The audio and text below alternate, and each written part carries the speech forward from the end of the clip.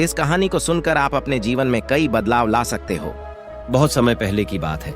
किसी राज्य में एक राजा रहा करता था। वह राजा बहुत ही धर्मात्मा राजा था। उसकी राज्य की चर्चाएं बहुत दूर दूर तक फैली हुई थीं।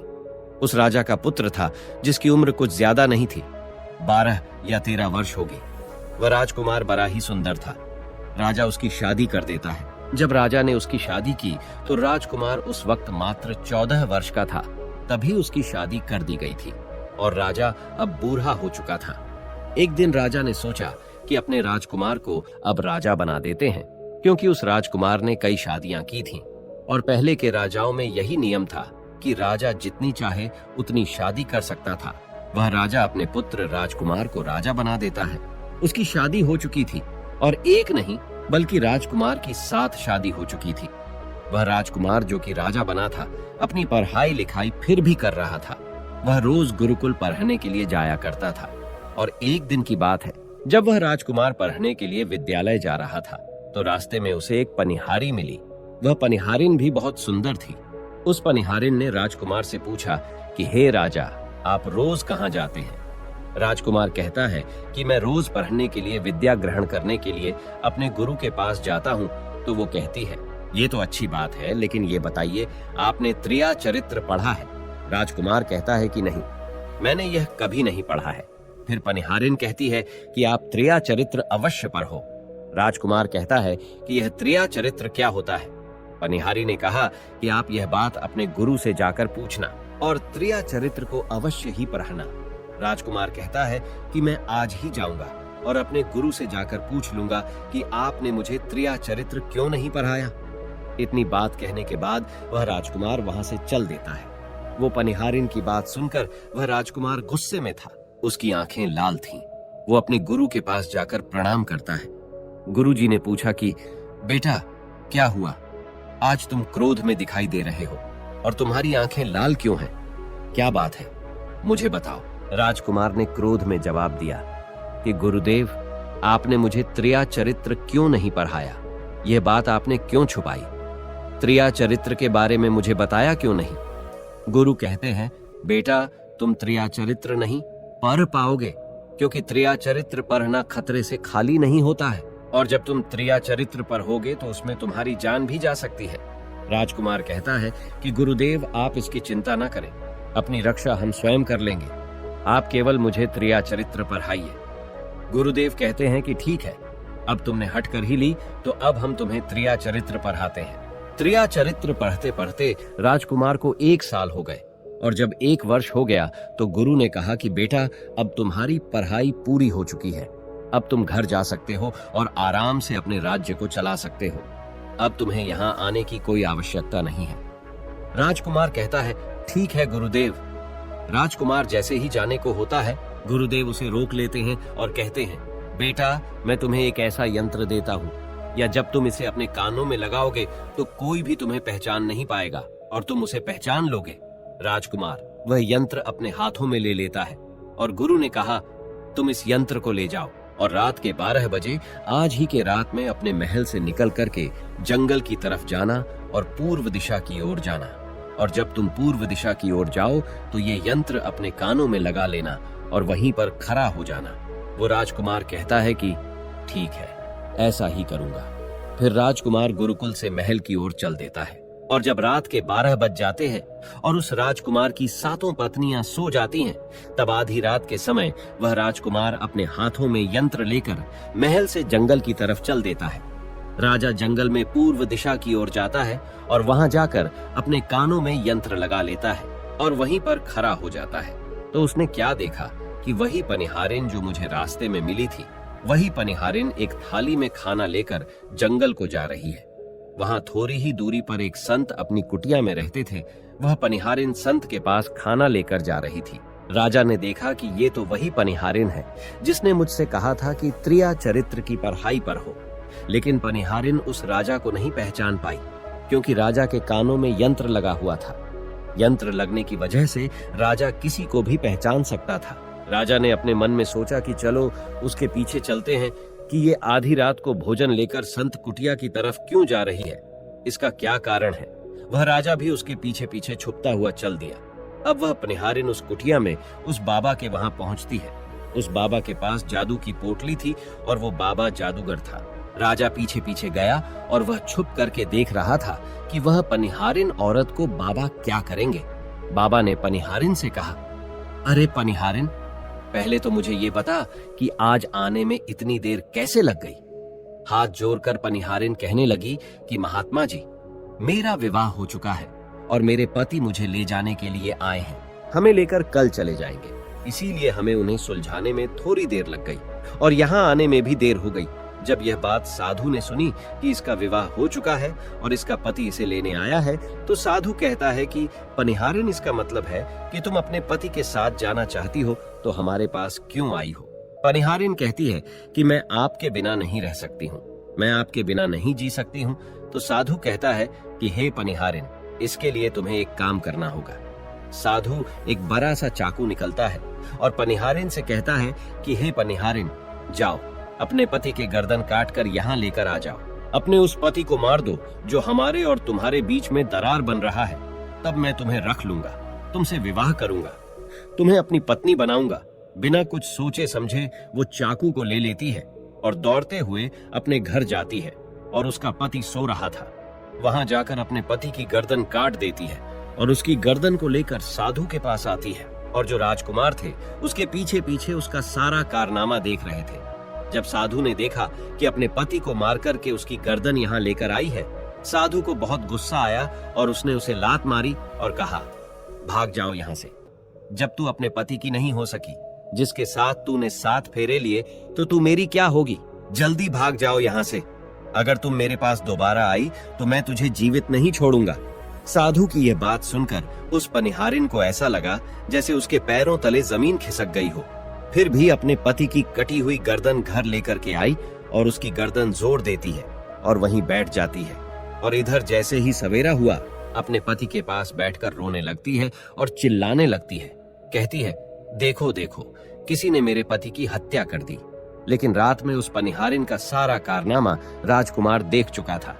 इधर सारे गांव वाले पनिहारिन के घर चले जाते हैं और उसके पति की लाश को लेकर गांव के बाहर जाते हैं उसका दाह संस्कार करने के लिए। और वो पनिहारिन भी पीछे से भागती हुई रोती हुई चली जा रही थी और उधर राजकुमार भी जा रहे थे जो कि अपने राज्य के राजा बन चुके थे। पनिहारिन भागती हुई चिल्लाती हुई पहुंची और कहने लगी, मैं सती बनूंगी, क्योंकि अगर जब मेरे पति ही नहीं रहे तो ऐसे जीवन का क्या फायदा। मैं इन्हीं के साथ सती हो जाऊंगी। राजा को उसकी बातें सुनकर हंसी आ जाती है और राजा कहता है, त्रिया चरित्र जाने ना कोई और खसम मेरी के हुए सती। राजकुमार की यह बात और कोई तो नहीं समझ पाया, लेकिन वह पनिहारिन समझ जाती है। कहती है कि राजा साहब, आप हमारे ऊपर यह बात कह रहे हैं, लेकिन चलिए कोई बात नहीं, मैं सती हो जाऊंगी। लेकिन पनिहारिन जाते जाते कहती है, मैं तुम्हें एक बात बताती हूँ। राजकुमार कहता है, क्या बताओ। पनिहारिन कहती है कि राजा साहब, आप जब चटाई पर बैठें तो उस चटाई को झाड़ कर बैठना। राजा कहता है कि यह पनिहारिन क्या कह रही है, मैं तो राजा हूँ, मुझे चटाई पर बैठने की क्या आवश्यकता है। पनिहारिन कहती है कि नहीं, जब भी तुम्हें कोई नौबत आए चटाई पर बैठने की, तो तुम चटाई को झाड़ कर बैठना। राजकुमार कहता है कि चलो ठीक है, अगर तुम कह रही हो तो मैं ऐसा ही करूंगा। और कहने के बाद वह अपने पति के साथ सती हो जाती है और राजकुमार उनका अंतिम संस्कार करवाकर अपने घर को आ जाते हैं। इसी तरीके से पूरा दिन व्यतीत हुआ और उधर जब दूसरी रात आई, अपने गुरु के कहने के अनुसार वही यंत्र कान में लगाया और पूर्व दिशा की ओर उसी स्थान पर जाकर खड़ा हो गया जहां पर पिछली रात खड़ा हुआ था।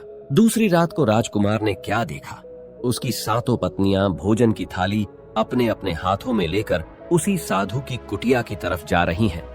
जैसे ही राजा ने अपनी 7 पत्नियों को उस साधु की कुटिया की तरफ जाते हुए देखा, राजकुमार के पैरों तले जमीन खिसक गई। वह अपने मन में सोचने लगा कि ये क्या चक्कर है। तभी उनमें से एक रानी राजकुमार को देख लेती है, लेकिन रानियों ने अपने पति राजकुमार को नहीं पहचान पाई, क्योंकि राजकुमार अपने कानों में यंत्र लगाए हुए थे। वह यंत्र लगाने की वजह से राजा को कोई पहचान नहीं पाता था। उनमें से एक रानी कहती है कि ए लड़के, इतनी रात को यहाँ क्यों खड़ा है। हमारी थाली लेकर के उस कुटिया तक पहुंचा। बिना कुछ सोचे समझे राजकुमार ने वह थाली अपने हाथों में ले ली और अपनी रानियों के साथ कुटिया तक जाने लगा। जब सातों रानियां और राजकुमार उस साधु की कुटिया में पहुंचते हैं और राजकुमार कुछ भी नहीं बोल रहा था, क्योंकि राजकुमार देखना चाहता था कि हमारे प्यार में ऐसी क्या कमी है जो हमारी सातों रानियां इस साधु के पास आती है, और इस साधु के पास ऐसा क्या है जो हमारी सातों रानी अभी यहाँ आ रही है। वह राजकुमार छुप करके सब जानना चाहता था। इधर जब वह सातों रानियां राजकुमार को लेकर साधु के पास पहुंची तो महात्मा राजकुमार को देखकर कहता है कि ये कौन है। तो सातों रानियां कहती हैं कि महात्मा जी, यह बालक हमें रास्ते में मिला, इसने हमारी सहायता की तो हम इसे अपने साथ लेकर आ गए। रानी कहती हैं कि एक काम करते हैं, इसे आज रात यहीं रहने देते हैं, कल सुबह होते ही यह चला जाएगा। वो साधु उनकी बातों को मान लेता है। वह साधु अपने एक शिष्य को बुलाता है और उससे कहता है कि आज रात के लिए इस बालक की रुकने की व्यवस्था कर दो। वह शिष्य राजकुमार को लेकर एक कमरे में जाता है। उस कमरे में एक चटाई बिछी हुई थी। शिष्य कहता है कि देख भाई, आज तुझे चटाई पर सोना पड़ेगा।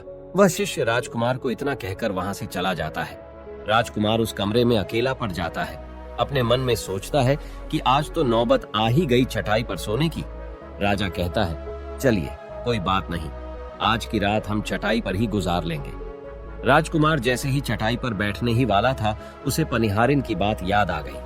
वो सोचने लगा कि पनिहारी ने मुझसे कहा था कि जब भी तुम्हें चटाई पर बैठने की नौबत आए, तुम चटाई को अवश्य झाड़ लेना। चलो आज पहले झाड़ ही लेते हैं, हो सकता है इसका कोई राज हो। जैसे ही राजा ने चटाई उठाई तो उसने क्या देखा? उसने देखा कि एक बहुत बड़ा भयानक कुआं है। जब उस कुएं को देखा तो राजा के होश उड़ गए। राजा उस कुएं के अंदर झांक कर देखता है। राजा को अंदर बहुत सारे कैदी दिखाई देते हैं, जिन्हें उस्तादों ने अंदर कैद करके रखा था। उन कैदियों में से एक आदमी ने राजकुमार को पहचान लिया। वह आदमी राजकुमार से कहता है कि राजकुमार, आप यहाँ कैसे आ गए? राजकुमार कहता है कि धीरे बोलो, नहीं तो सब पोल पट्टी खुल जाएगी। तब सभी कैदियों ने कहा कि राजा साहब, आप यहाँ से भाग जाए। हम तो यहाँ से निकल नहीं पाए, लेकिन आप यहाँ से भाग जाए, नहीं तो आपका भी यही हाल हो जाएगा जो कि हमारा हुआ है। आप भी यहाँ फंस जाएंगे, आपको भी पकड़कर ये साधु इसी में डाल देगा। आप जितना जल्दी हो सके यहाँ से भाग जाए। राजा जब उस कमरे के अंदर गया था तो अपने कान में से यंत्र निकाल लिया था, और जब राजा वहां से भागा तो अपने कान में यंत्र लगाना भूल ही गया। राजा को भागते हुए उन रानियों ने और साधु ने देख लिया था। रानियों ने जब राजा को भागते हुए देखा तो रानी कहती है, ये तो हमारे पति हैं। महात्मा से कहती हैं कि महात्मा जी, अब तो हमारी सारी पोल पट्टी खुल जाएगी। ये तो हमारे पति है और वह भागे जा रहे हैं। उन्होंने हमें यहाँ देख लिया है, अब हमारा क्या होगा? वह साधु कहता है कि तुम यहाँ क्या देख रही हो, जल्दी जाओ और अपने पति को पकड़ कर लाना। तो रानियां राजकुमार को पकड़ने के लिए दौड़ी दौड़ी जाती है, लेकिन वह राजकुमार जो राजा था इतना तेज था कि वह अपने महल जा पहुंचा, और घबराई रानियों के तो होश उड़ गए। फिर वापस उसी बाबा के पास आती है और बाबा से कहती है कि महाराज, अब तो हमारे पति हमें जीवित नहीं छोड़ेंगे। हम जैसे ही घर जाएंगे वो हमारी जान ले लेंगे। हे महात्मा, आप हमें बचा लीजिए, इसका कोई उपाय कीजिए। तब जाकर वह साधु रानियों को एक जादुई कील देता है और कहता है कि जब तुम जाओ तो अपने पति को बहला फुसलाकर उसके माथे में ये जादुई कील घुसा देना। तुम्हारे पति को ढेर बना देगा और तुम साथ मिलकर उसे मार देना। बस कहानी खत्म हो जाएगी और तुम सातों रानियों बच जाओगी। सब रानियां तैयार हो जाती हैं। वो सातों रानियां साधु की बात मान लेती हैं और जादुई कील लेकर महल आती है। वह सातों रानियां आपस में विचार करती हैं कि राजा सबसे ज्यादा प्रेम सबसे छोटी वाली रानी को करते हैं, तो वह 6 रानियां मिलकर जादू वाला कील छोटी रानी को दे देती है और कहती है, ये लो, तुम्हारा काम है, तुम किसी भी तरह राजकुमार के सर में ये कील गाड़ देना। तो छोटी वाली रानी कहती है, ठीक है, और छोटी वाली रानी वह कील ले लेती है। जब राजा ने उन सातों रानियों को आते हुए देखा तो क्रोध में कहा कि पहले तुम यहीं रुको, पहले मुझे ये बताओ कि हमारे राज्य में और हम में ऐसी क्या कमी है कि तुम आधी रात को उस साधु के पास जाते हो, इसका क्या कारण है? पहले तुम मुझे ये बताओ। तो सातों रानियां हाथ जोड़ कर कहती हैं, महाराज, हमें माफ कर दीजिए, हमें लगता है कि उस साधु बाबा ने हम पर कोई जादू टोना कर दिया था, इसीलिए हमसे ऐसी गलती हो गई। आइंदा ऐसी गलती हमसे कभी नहीं होगी। छोटी रानी की ऐसी बातें सुनकर राजा उनकी बातों को मान लेता है, क्योंकि वह राजा छोटी रानी से बहुत प्रेम करता था।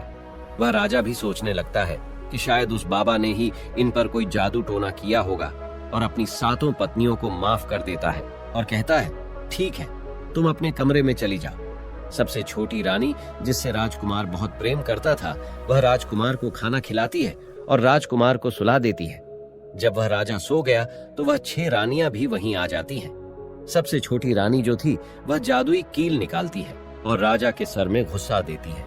छोटी रानी ने कील जैसे ही ठोकी, राजा पूरा तेजी से उठा, लेकिन इतने समय में वह ढेर बन चुका था। अब उस राजा में इतनी शक्ति नहीं थी कि उन रानियों से मुकाबला कर सके। वह 7 रानियां उस राजा को पकड़ने लगी। राजा फिर भी हिम्मत नहीं हारा और अपने महल की खिड़की से कूदकर राजा भागते भागते अपने गुरु के पास पहुंच गया और कहने लगा कि गुरु जी, मुझे माफ कीजिए, मेरी जान बचाइए, नहीं तो मैं मारा जाऊंगा। गुरु कहते हैं कि बेटा, मैंने तुमसे कहा था कि तुम त्रिया चरित्र मत सीखो, इसमें जान भी जा सकती है, देखा इसका नतीजा। राजकुमार कहता है, गुरुदेव मुझे माफ कर दो और जल्दी मेरी जान बचाओ, नहीं तो मैं मारा जाऊंगा। मेरी पत्नी ने मेरे सर में जादुई कील ठोकी है, जिसकी वजह से मैं ढेर बन चुका हूं। गुरु ने जब ध्यान से देखा तो कहा कि ये वही कील है जो साधु ने दिया है, मैं तुम्हें अब नहीं बचा सकता। राजकुमार कहता है, नहीं गुरुदेव, ऐसा मत कहिए, मैं आपका शिष्य हूँ, आपका कर्तव्य है मेरी जान बचाना। तो अब गुरु कहते हैं कि हे बेटा, मैं तुम्हें बचा तो नहीं सकता, लेकिन एक उपाय है। राजकुमार कहता है, क्या उपाय है गुरुदेव? गुरु कहते हैं कि हम तुम्हें तोता बना देंगे, और जब हम तुम्हें तोता बना देंगे तो तुम सुखवाद राजा के राज्य में चले जाना और वहीं जाकर रहना, क्योंकि सुखवाद राज्य में वह साधु का जादू नहीं चलता है। और तुम्हें जब बहुत प्रेम करने वाली स्त्री मिलेगी तो तुम पुनः राजकुमार बन जाओगे। वह राजकुमार कहता है, ठीक है गुरुदेव, आप हमें तोता बना दीजिए। तो वह गुरुदेव उसे तोता बना देते हैं और वह तोता बनने के बाद वहां से ऊरा और सुखवाद राजा के राज्य में चला गया। जहां पर बहुत सारे तोता रहते थे वहीं जाकर रहने लगा और 7 रानियों उस राजकुमार को खोज रही थी।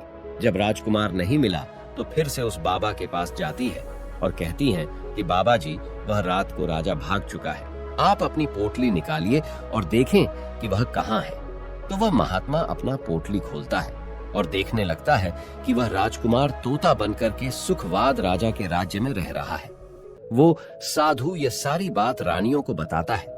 तो रानियां कहती हैं कि स्वामी, अब क्या करें? वह साधु कहता है कि अब तुम अपने राजमहल में जाओ और जाकर के घोषणा कर दो कि जो भी तोता पकड़ करके लाएगा, हम उसे 5 सोने के सिक्के देंगे। 7 रानियों अपने महल पहुंचते हैं और वहां पर घोषणा कर देती है कि सभी बहेलियां से कह दो कि जो भी तोता पकड़कर लाएगा, हम उसे 5 सोने के सिक्के देंगे। उस राज्य के जितने बहेलियां थे वो तोता पकड़ने के लिए चारों तरफ घूमने लगते हैं और जो भी तोता पकड़ते वो रानी के पास जाते और 5 सोने के सिक्के ले लेते थे और वहां से चले जाते और वह 7 रानियां उस तोते को मार देती। ऐसे ही धीरे धीरे बहुत समय निकल गया और वो राजकुमार जो तोता बनकर जहां गया था, वहां सारे तोताओं से बहुत अच्छी अच्छी बातें करता था, उन्हें बहुत ज्ञान की बातें बताता था। तो सारे तोता को लगा कि यह तोता तो बहुत समझदार है, ये तोता तो बहुत अच्छी अच्छी बातें करता है, इसे हम अपना राजा बना लेते हैं। और सभी तोता मिलकर उसे राजा बना लेते हैं। राजकुमार सभी तोतों का राजा बन जाता है और वही छुप कर रहने लगता है। एक बहेलिया तोता पकड़ते पकड़ते सुखवाद राजा के राज में पहुंच जाता है और वह उसी पैर के पास पहुंच जाता है जहां पर वह राजकुमार तोता बनकर छुप कर रहता था। जब उस बहेलिये ने इतने सारे तोते को देखा तो अपने मन में सोचा कि अगर हम इतने सारे तोते पकड़कर रानी के पास ले जाएंगे तो हमें बहुत सारी सोने के सिक्के मिल जाएंगे। लेकिन वह बहेलिया सोचता है कि हम इतने सारे तोतों को पकड़ेंगे कैसे। तो जैसे ही सुबह हुई, उस पैर से सारे तोता उड़ कर दाना पानी के लिए बाहर चले जाते हैं और इधर बहेलिया चाकू से पैर पर चारों तरफ कट लगा देता है, जिससे कि पैर से बहुत सारे गोंद निकल जाते हैं। पैर के चारों तरफ ही गोंद हो जाते हैं। जो लोग गोंद के बारे में नहीं जानते, मैं उन्हें बता दूं कि हर पैर पर एक प्राकृतिक गोंद निकलता है जिससे हम कुछ भी चिपका सकते हैं। तो दोस्तों, अब बहेलिया सोचता है कि जब भी वह सारे तोते आएंगे, इस पैर पर बैठेंगे, वह सभी इस पैर में चिपक जाएंगे और मैं आसानी से उन्हें लेकर चला जाऊंगा। बहेलिया वहीं छिप करके देखने लगा और जब शाम हुई, सारे तोता वापस आए और वह तोता जैसे ही पैर पर बैठे सभी का पैर उस गोंद में चिपक गया, क्योंकि पूरे पैर में गोंद ही गोंद लगा हुआ था। अब तो सारे तोते परेशान हो गए। उनमें राजकुमार जो अभी तोता बना हुआ था वह भी चिपक गया था। सारे तोते राजकुमार से कहते हैं, क्योंकि सारे तोते राजकुमार को अपना गुरु मानते थे, कि आप कुछ भी सोचो, हम सबको बाहर निकालो, नहीं तो सुबह तक बहेलिया आएगा और हमें पकड़ कर लेकर चला जाएगा। वह राजकुमार कहता है कि तुम बिल्कुल चिंता ना करो, जब सुबह वह बहेलिया आएगा तो तुम सभी ऐसा करना कि उस बहेलिया को लगे कि सारे तोते मर चुके हैं, और जब सभी तोते को पैर से छुड़ाकर नीचे फेंक दें तो सभी उड़कर भाग जाना। सभी तोता कहते हैं, ठीक है गुरुदेव। सुबह हुई। जैसे ही बहेलिया पैर के पास पहुंचा, सभी तोता ऐसे लटके हुए थे जैसे कि वह सभी मरे हुए हैं। जब बहेलिया तोतों को देखा तो सोचा कि अरे ये क्या हो गया, ये तो सभी मर गए, अब हमें सोने के सिक्के कैसे मिलेंगे। फिर बहेलिया ने सोचा कि चलो अब इन्हें छुरा देते हैं। बहेलिया पैर पर चढ़ा और उनको छुरा कर नीचे फेंकने लगा। बहेलिया ने सभी तोते को छुरा कर नीचे फेंक दिया, लेकिन जो राजकुमार था, जो तोता बना हुआ था, वह वहीं पर रह गया, और नीचे जितने भी तोते थे वो सभी उड़कर भाग गए। बहेलिया ने सोचा, अरे ये क्या हुआ, इस पर सिर्फ एक ही तोता है जो कि मरा लटका हुआ है, और जितने तोते को मैंने छुरा कर नीचे फेंके वह सभी उड़कर भाग गए। बहेलिया ने सोचा, इसका मतलब ये सारे तोता ने मिलकर मेरे साथ धोखा किया है। अब वह राजकुमार जो था, जो तोता बना हुआ था, वही सिर्फ पैर पर लटका हुआ था। वो बहेलिया कहता है कि यह सब तुम्हारी चाल है, चलो अब मैं तुम्हें लेकर जाऊंगा और रानी के हाथ बेच दूंगा, और मुझे 5 सोने के सिक्के मिल जाएंगे। और इधर वो बहेलिया उस तोता को बेचने के लिए रानी के पास जाने लगता है। रास्ते में वह तोता कहता है, जो कि राजकुमार था, वह बहेलिया से कहता है कि तुम मुझे कहाँ ले जा रहे हो। तो वह बहेलिया कहता है, मैं तुम्हें बेचने के लिए रानी के पास ले जा रहा हूँ, अगर मैं तुम्हें वहां बेच दूंगा तो मुझे 5 सोने के सिक्के मिलेंगे। वह राजकुमार कहता है कि मैं अगर तुम्हें 50,000 सोने के सिक्के दिलाऊं तो क्या तुम मुझे नहीं बेचोगे। बहेलिया कहता है, तुम मुझे 50,000 सोने के सिक्के कैसे दिलाएगा। तोता कहता है कि राजा सुखवाद के यहाँ एक बहुत बड़ा मेला लगता है, तुम मुझे वहीं बेचो, मूल में स्वयं बताऊंगा। बहेलिया उस तोते की बात मान लेता है और रानी के पास बेचने की जगह राजा के राज्य के मेले में तोता को बेचने चला जाता है। और राजा के राज्य में यह नियम था, अगर किसी व्यक्ति का सामान शाम तक नहीं बिके तो वह राजा स्वयं आकर उसे खरीद लेता था। बहेलिया उस तोते को लेकर बाजार में पहुंचा हुआ था। जब कोई व्यक्ति उस तोते को खरीदने आता तो वह पूछता कि यह कितने का है। तो वह बहेलिया कहता है कि तोता अपना दाम स्वयं बताएगा। तो वह तोता अपना दाम इतना बता देता कि कोई भी व्यक्ति उसे खरीद ही नहीं पाता। ऐसे ही करते करते शाम हो गई और अब सभी अपने अपने दुकान लेकर चले गए। सभी का दुकान उजड़ गया था, बस एक बहेलिया और एक तोता ही रह गए थे। इधर राजा ने अपने सिपाहियों को आदेश दिया कि जाओ देख कर आओ, किसी का सामान तो नहीं रह गया है। जब राजा के सिपाही आए तो उन्होंने देखा कि एक बहेलिया तोता को लेकर बैठा हुआ है। सिपाही बहेलिया से कहते हैं कि हे बहेलिया, तुम्हारा तोता क्यों नहीं बिका, तुम इसे कितने में बेच रहे हो। तो तोता कहता है कि जो इन्हें 50,000 सोने के सिक्के देगा वही मुझे खरीद पाएगा। उस तोते की बात सुनकर वह सिपाही आश्चर्य में पड़ जाते हैं और सोचते हैं, अरे ये तोता तो अपना अमूल्य स्वयं बताता है। तब सिपाही राजा के पास जाते हैं और राजा को सारी बात बताते हैं और कहते हैं, एक बहेलिया एक तोता लेकर बैठा हुआ है, लेकिन वह तोता अपना अमूल्य स्वयं ही बताता है। वह इतना महंगा बताता है, शायद इसीलिए उसे कोई खरीद नहीं सका। राजा सिपाहियों से पूछता है कि वह अपना मूल कितना बता रहा है। तो सिपाही कहते हैं, अपना मूल्य 50,000 सोने के सिक्के बता रहा है। चलिए हम खरीदेंगे, अगर नहीं खरीदेंगे तो आपके राज्य की बदनामी होगी कि राजा के बाजार में एक तोता नहीं बिका। और इसलिए राजा अपने मंत्रियों के साथ अपने रथ पर सवार होकर बाजार में पहुंचता है। कहता है, इसका क्या मूल्य है। बहेलिया हाथ जोड़कर कहता है कि राजा साहब अपना मूल्य तोता स्वयं बताएगा। वह राजा फिर तोते से पूछा तो तोता कहता है कि राजा साहब जो इन्हें 50,000 सोने के सिक्के देगा वही मुझे खरीद पाएगा। अपने सिपाहियों से 50,000 सोने के सिक्के मंगवाता है और बहेलिया को पकड़ा देता है और तोता को लेकर अपने महल चला जाता है। वह तोता बहुत ही बुद्धिमान था, क्योंकि वह राजा था। वह तोता राजा को बहुत अच्छी अच्छी बातें बताने लगा। जब राजा पर कोई खतरा आने वाला होता तभी वह तोता बता देता कि राजा साहब, आप पर यह खतरा आने वाला है। और इसी तरह सब उस तोते से बहुत अधिक प्रेम करने लगते हैं। जब यह बात रानियों को पता चला कि राजा ऐसा तोता लेकर आए हैं जो कि बोलता भी है और बहुत अच्छी अच्छी बातें बताता है, तो रानियां राजा से कहती हैं, उस तोता को मेरे पास भिजवा दीजिए। हम भी उस तोता को देखना चाहते हैं, हम उस तोता से बातें करना चाहते हैं। राजा अपने मंत्रियों से कहकर वह तोता रानियों के पास भिजवा देता है। रानी उस तोते से बातें करके बहुत खुश हो जाती है। वो रानी भी तोते से बहुत प्रेम करने लगती है और कहती है कि वाह रे तोता, इसीलिए तुझे राजा साहेब ने 50,000 सोने के सिक्के देकर खरीदा है। राजा की एक पुत्री थी जो कि बड़ी सुंदर थी। रानी अपनी पुत्री से कहती है कि आज से तुम ही इस तोते का ध्यान रखोगे और कल तुम इसे अच्छे से धोकर नहला देना। वो राजकुमारी भी उस तोते से बहुत प्रेम करती है। जैसे ही सुबह हुआ, राजकुमारी उस तोते को लेकर नहलाने जाती है। राजकुमारी उसे नहला रही थी तो उसने देखा कि तोता के सिर पर कील सा कुछ लगा हुआ है। राजकुमारी उसको निकाल देती है। राजकुमारी जैसी ही कील को निकालती है, वह तोता पहले वाला एक सुंदर सा राजकुमार बन जाता है। उसे देखकर राजकुमारी घबरा जाती है। राजकुमार कहता है कि तुम घबराओ नहीं, ये कील वापस से मेरे सर में लगा दो तो मैं फिर से तोता बन जाऊंगा और इसके बारे में मैं तुम्हें रात्रि में बताऊंगा। तुरंत ही वह राजकुमारी वह कील राजकुमार के सर में लगा देती है और वह वापस से तोता बन जाता है। रात को राजकुमारी तोते को लेकर अपने कमरे में जाती है और उसके सर से कील निकाल देती है और वह तोता फिर से राजकुमार बन जाता है। वह राजकुमार अपनी सारी दास्तां उस राजकुमारी को बताता है और कहता है, माफ करना, यह दास्तां तुम किसी को बताना नहीं तो मेरी जान चली जाएगी। राजकुमारी इसके बारे में अपनी माता और पिता को भी नहीं बताती है। दिन भर वह तोता रहता है और रात को राजकुमारी उस तोते को अपने कमरे में ले जाती और उसके माथे से कील निकाल देती और वह राजकुमार बन जाता और रात में वह दोनों साथ में ही रहते। और ऐसे ही धीरे धीरे समय निकलता गया। राजकुमारी को राजकुमार से प्रेम हो जाता है।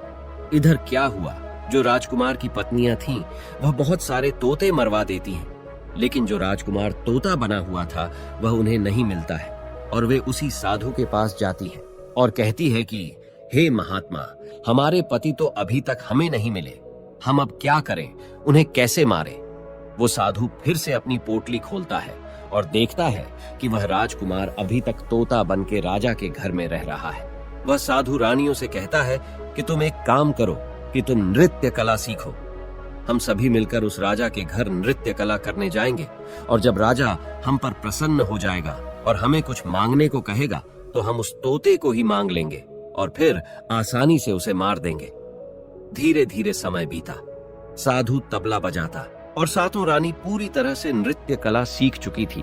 अब साधु को लगा कि हम सफलता प्राप्त कर सकते हैं और उस तोते को उस राजा से मांग सकते हैं। साधु का भेष बदल करके उन सातों रानियों को नृत्य कला वाली स्त्री बनाकर के राजा के दरबार में पहुंच गया। राजा उस साधु से पूछता है कि आप लोग कौन हैं, यहाँ क्यों आए हैं? तब साधु कहता है कि हम सब नृत्य कला वाले हैं, आपके महल में हम नृत्य कला दिखाना चाहते हैं। राजा को भी गाने और बजाने का बहुत शौक था, वह मान जाते हैं। उधर वह साधु अपना गाना बजाना चालू करता है। जब उनकी गाने बजाने की आवाज तोता के कानों में पहुंची तो तोता समझ गया कि वह साधु हमारी सातों रानियों को लेकर भेष बदल कर यहाँ पर आ गया है, अब हमारी जान नहीं बचेगी। लेकिन जब राजकुमारी उस तोते को लेकर अपने कमरे में जाती है, उस तोते के सर से कील निकालती है और वह तोता राजकुमार बन जाता है और वह राजकुमार सारी बातें उस राजकुमारी को बताता है। कहता है कि देखो, जो यह गाने बजाने वाले आए हैं यह वही साधु हैं। यह गाने बजाने से राजा को खुश कर देगा और बदले में मुझे मांग लेगा और ले जाकर मुझे मार देगा। वह राजकुमार कहता है कि सुनो राजकुमारी, जब राजा आदेश दें कि तोता को लेकर आओ तो तुम मुझे मत देना। जब राजा खुद यही मुझे लेने आए तब भी तुम मुझे मत देना, कहना कि तोता को नहीं दूंगी। और जब राजा ना माने, राजा तुमसे जिद करे और मुझे मांगे, तब तुम गुस्से में आकर के पिंजरे को फेंक देना। उसके बाद मैं अपने बचने का रास्ता हम स्वयं ही ढूंढ लेंगे। राजकुमारी कहती है कि ठीक है और वहां गाना बजाना हुआ तो राजा प्रसन्न होकर उन्हें कहते हैं कि मांगो, क्या मांगना चाहते हो? वह साधु कहता है कि जो आपके पास तोता है, जो आप कुछ दिनों पहले ही खरीदे हैं, वह तोता आप मुझे दे दो। राजा कहता है ठीक है। राजा अपने मंत्री को आदेश देता है कि जाओ उस तोते को लेकर आओ। मंत्री राजकुमारी के पास पहुंचता है और कहता है कि यह तोता मुझे दे दो। राजकुमारी कहती है नहीं दूंगी। मंत्री कहता है कि देखिए आप जिद मत कीजिए। राजकुमारी कहती है कि तुम जाओ और मेरे पिताजी को यहाँ भेज दो, वह आकर इसे ले जाएंगे। मंत्री राजा को जाकर सारी बात बताता है। राजा स्वयं आता है उस तोते को लेने के लिए। वह राजा जाकर कहता है कि बेटे यह तोता मुझे दे दो, यह नृत्य कला वाले को देना है जो यहाँ गाना बजाना किए हैं, ये उन्हें देना है। तो राजकुमारी कहती हैं कि पिताजी यह तोता मैं नहीं दूंगी।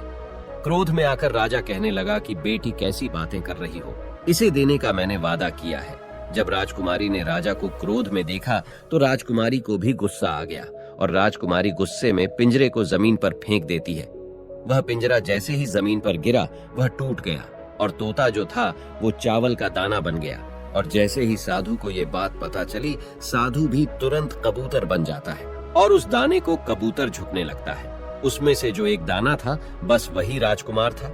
जैसे ही वह दाना कबूतर झुकने वाला होता है, राजकुमार बाज बन जाता है और एकदम से कबूतर पर झपटता है और उसे मार देता है।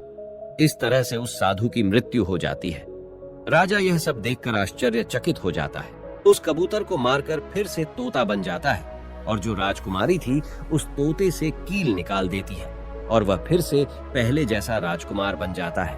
वह राजकुमारी अपने पिता को सारी बात बता देती है।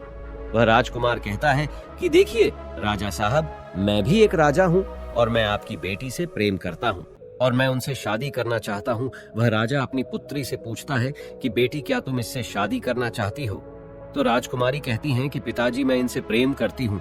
और फिर राजकुमार उस राजा की पुत्री से विवाह करके अपने महल जाता है और जो उनके 7 पत्नियां थीं उनको पकड़कर बंदी गृह में बंद करवा देता है और राजकुमार खुशी खुशी उस राजकुमारी के साथ रहने लगता है। दोस्तों, जब कोई स्त्री कभी कभी किसी परिस्थिति में चतुराई या चालाकी दिखाती है या दूसरों को बेवकूफ मानते हुए कोई अभिनय, ढोंग या पाखंड करती है तो इसे ही त्रिया चरित्र कहते हैं, जिसे पढ़ने के बाद राजा को अपनी जान बचाने के लिए क्या क्या नहीं करना पड़ा, क्योंकि राजा को स्त्री के त्रिया चरित्र की पूरी जानकारी हो चुकी थी कि कैसे जब एक स्त्री को अपना स्वार्थ दिखने लगता है तो वह अपने लोगों को भी बेवकूफ बनाकर अपना स्वार्थ को पूरा करती है और उसके साथ रहने वाले लोगों को इसके बारे में भनक तक नहीं लगता कि यह स्त्री त्रिया चरित्र की खेल कर रही है।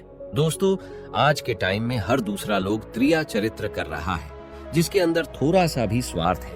इसलिए दोस्तों, जो आपके दिल के करीब है उसके बारे में आप पूरी जानकारी रखिए कि उसके अंदर खुद को लेकर कोई स्वार्थ तो नहीं छुपा है, और अगर ऐसा है तो आप उनसे थोड़ा दूर ही रहिए, क्योंकि ऐसे में आपको जिंदगी के हर एक कदम पर धोखा ही मिलेगा। क्योंकि एक स्वार्थी स्त्रियां अपनी